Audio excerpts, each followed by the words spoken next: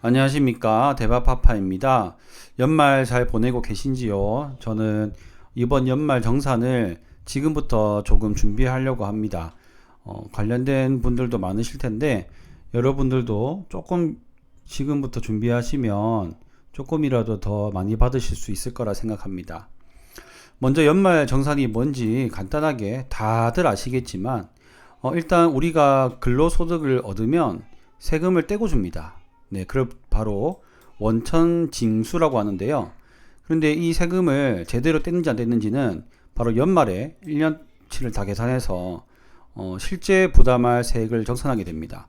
그래서 원래 뗀 금액이 실제 낼 거보다 더 많이 뗐으면 돌려주고 적게 뗐으면 더 받아가는 그것을 바로 연말 정산이라고 합니다. 여기가 이제 그 연말 정산 순서대로라고 보시면 되는데요. 이걸 뭐 하나하나 보시면은 좀 많이 어렵습니다. 어려운데 자, 어떻게 간단하게 보시면 여러분들의 이제 급여에서 근로소득공제를 빼고 뭐 이런 공제들을 다 빼고 나면은 이 금액이 나오지 않습니까? 예를 들어서 뭐 연봉이 뭐 5,500이다 하는데 이게 쭉 빼고 났더니 뭐 4,600이다. 그러면은 이만큼의 세금을 내는 겁니다. 582만 원에서 조금 더 초과된 금액을 내는 건데 결국엔 우리가 이 중에서 중요한 것은 어떻게 하면 세금을 적게 내고 좀 우리가 돌려받을 수 있느냐 그건데요. 결국엔 이 결정세액 즉 내야 되는 세금이 적어야 여러분들이 돈을 돌려받을 수 있습니다.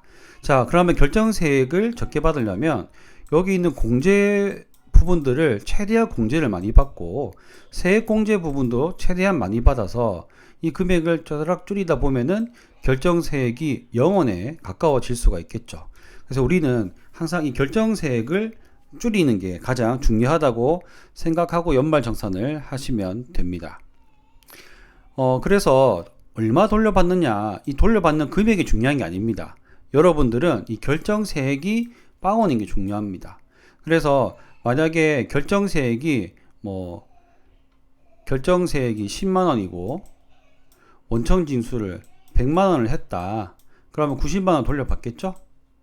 근데 결정세액이 5만 원이고 원청징수를 5만 원을 했다. 그러면 빵원을 돌려받겠죠.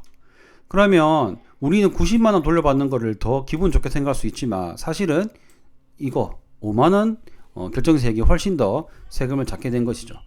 자, 그러면 이 결정세액을 줄여야 되는데 이 줄이는 방법이 뭐 소비를 많이 한다든지 뭐 인적 공제가 있다든지 그런 방법이 있는데 그럼 어떻게 지금 이 순간 대비가 가능한 게 무엇이 있을까? 그 종류를 제가 지금 소개해 드리겠습니다. 바로 연금저축 그리고 IRP 요 두 개는 세트라고 보시면 됩니다. 세액공제 중에 앞에서 보시면 연금계좌 세액공제라고 되어 있죠. 자, 이게 연금저축과 그리고 IRP 두 개를 통틀어서 말하는 겁니다. 그래서 여기 있으면 세액공제를 해줍니다. 자, 그래서 요거 굉장히 추천드리고요. 그리고 주택 청약이나 주택의 그 차입금 상한 등등 방법도 있습니다. 지금 이 소개해드리는 방법들은 12월 말에도 바로 지금 하시면 소득공제나 세액공제를 받을 수 있는 항목들입니다. 자, 이렇게 설명을 끝내면 여러분들이 어떻게 해야 될지 좀 감이 안 잡히시죠. 그래서 제가 하는 방법을 설명을 해드리겠습니다. 먼저 대바파파 가족의 연말정산 대비 계획은 연말정산을 미리 해보는 겁니다. 그리고 공제 추가 가능한 항목이 무엇인지 확인을 하는 거죠. 그 확인된 항목이 바로 저는 요 항목입니다. 요거 같은 경우는 저에게 관련 사항이 없고요. 저희는 주택임차 차입금 상환 같은 경우는 이자가 낮기 때문에 할 생각이 없습니다. 그래서 저는 요거밖에 없다는 항목을 찾은 겁니다. 자, 그래서 12월 내에 조치를 하면 소득공제든 세액공제든 받을 수 있겠죠. 자, 먼저 이 연말정산 미리 해보기는 어떻게 하느냐. 홈택스에서 해도 되고요. 토스를 활용해도 되는데 저는 토스를 활용했습니다. 홈택스에 들어가니 뭐 항목도 찾아야 되고 또 입력도 해야 되더라고요. 좀 귀찮았습니다. 그래서 저는 이 토스를 활용해서 토스에 보면 연말정산 이제 미리 해보기라는 항목이 있는데 그 탭에 가서 이렇게 하면 미리 보기가 어떻게 나오는지도 나와 있고 결정세액도 예상치지만 나옵니다. 자, 그래 보니까 정확한 결정세액은 당연히 아니겠지만 대략적인 가이드가 될 수 있겠죠. 자, 이 토스에 나온 미리 보기 연말정산은요, 소비 금액을 올해 걸 기준으로 했고 그 외의 것들은 작년 걸 기준으로 했다고 합니다. 그 외의 내역이라고 한다면 뭐 이제 교육비라든지 아니면은 의료비라든지 뭐 이런 항목들이 있겠는데 이게 전년도하고 차이가 크다 이러면은 차이가 좀 많이 날 수 있겠고요. 그렇지 않다 하면은 거의 뭐 비슷하다고 볼 수 있겠죠. 자, 지금 보시면은 이거 같은 경우는 이제 대박마마의 결과인데요. 결정세액이 110만 원이 나왔습니다. 그러니까 먼저 낸 세금이 중요한 게 아니라 일단 저희는 이거를 줄여야 됩니다. 그러면 이 세액 공제를 받게 되면 여기서 줄어들 수가 있겠죠. 네, 그래서 대박마마는 다음 주에 이제 연금저축 계좌와 IRP 계좌를 개설해서 돈을 납입할 예정입니다. 자, 일단 첫 번째 연말정산 미리 해보기를 토스를 활용해서 이렇게 예상 결정세액을 미리 확인한다. 그리고 나서 결정세액을 줄이는 게 중요한데 저희 같은 경우는 요거를 쓴다고 했죠. 그리고 주택청약과 요거는 차입금 상한은 상황에 맞는 분만 쓰시면 되겠습니다. 왜냐하면 이 주택청약 금액 같은 경우는 300만원 한도로 공제받을 수 있는데 여기 보시면 급여액이 7천만원 이하야 되고 주택을 소유하지 않은 세대의 세대주만 가능한 겁니다. 그래서 저희 집하고는 좀 맞지 않기 때문에 요걸 쓰지 않고 저희는 요거를 쓰기로 했고요. 자, 그러면 연금저축과 IRP에 납입을 하면 되겠는데요. 어떤 분들은 야 귀찮게 뭐 한다고 두 개 나눠서 하냐, IRP만 하자 라고 이렇게 얘기하시는 분들도 있습니다. 하지만 저는 연금저축 400만원과 IRP 300만원으로 700만원까지 공제를 받는 것을 추천드립니다. 물론 아까 말씀드린 것처럼 결정세액을 보시고 딱 필요한 금액만큼만 납입하는 것을 추천드립니다. 왜냐하면 아무래도 연금저축과 IRP는 장기로 묻어가는 계좌이기 때문에 돈의 약간 흐름이 막힐 수 있기 때문입니다.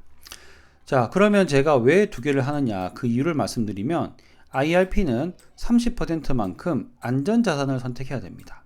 대부분 연금저축과 IRP는 ETF로 많이 투자를 하거든요.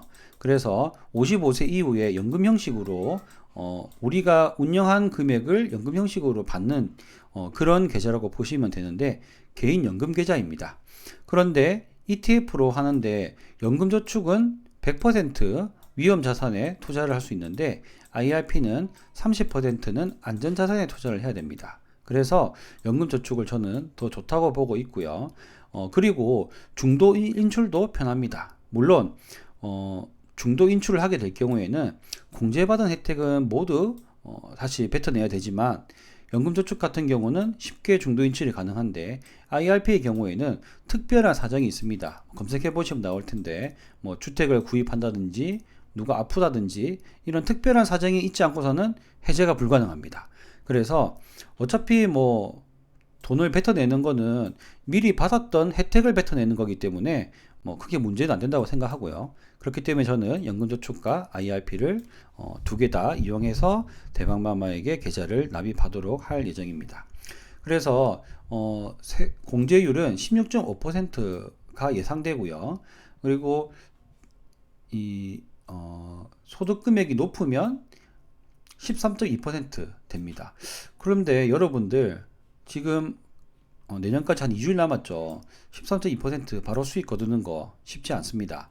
대부분 16.5% 구간에 많이 있을 텐데요. 고소득자라고 하더라도 13.2% 수익 거두는 게 참 쉽지 않기 때문에 이 방법으로 세액공제 꼭 하시는 것을 추천드립니다. 자, 조금 설명이 길었는데 정리를 하자면 여러분들 토스로 먼저 한번 조회해 보십시오. 지금 저희 가족 같은 경우 대박마마가 결정세액이 약 110만원이 나왔습니다.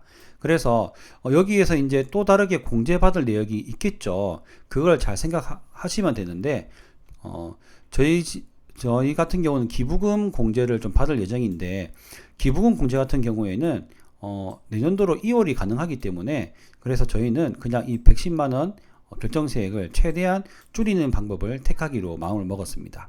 그래서 연금저축 400만원 납입 시에 66만원, 300만원 추가 납입하면은 IRP에 납입하면은 49만 5천원. 그래서 합치면은 약 110만원 가까이, 네, 110만원 가까이 이제 세액 공제가 되겠죠. 그러면 이제 대박마마는 거의 0원에 가까워지지 않을까 예상입니다. 물론 이제 아까 소비 말고 다른 분야의 이제 뭐 금액들이 좀 떨어져서 세액이 좀 올라갈 수도 있겠지만, 그래도 지금 결정세액을 대부분 커버할 수 있는 금액만큼을 저희가 넣는다면 안 할 이유가 없겠죠. 그래서 여러분들 무작정 연금저축이나 IRP를 하시는 건 추천드리지 않습니다. 왜냐면 요 계좌들은 다 돈이 많이 묶이기 때문에 비추천드리고요. 이렇게 저처럼 한번 계산해 보시고, 계산해 보신 다음에 세액이 좀 나오네 하시는 분들만 이렇게 16.5% 소득이 많다 하시면은 13.5% 계산해 보시고 이렇게 납입하시는 것을 추천드립니다. 또한 무주택자시라면, 그리고 세대주시라면 반드시 주택 청약을 한도까지 넣는 것을 추천드립니다. 왜냐하면 이 주택 청약은 정말 좋습니다. 넣으면 이자도 되지요. 그리고 혹시라도 큰 평수 들어갈 때 또 금액이 많으면 좋고요. 또한 이 주택 청약 통장은 예금 담보 대출로 언제든지 마이너스 통장으로 활용이 가능합니다. 저 같은 경우도 이 주택 청약 예금 담보 대출로 마이너스 통장을 활용하고 있거든요. 비상금 통장으로 굉장히 유용하게 활용하고 있고 이자도 굉장히 쌉니다. 그렇기 때문에 무작정 가입하지 마시고 깔 수 있는 걸 세액을 결정세액을 깔 수 있는 게 있으면 다른 걸로 까시다가 도저히 더 이상 세액을 깔 게 없다 싶을 때 이렇게 연금저축과 IRP를 활용하시는 것을 추천드리겠습니다. 네, 이렇게 해서 연말정산 대박 파파 가족의 연말정산 대비 내용 알려드렸고요. 여러분들에게 조금 도움이 되었으면 좋겠습니다. 감사합니다.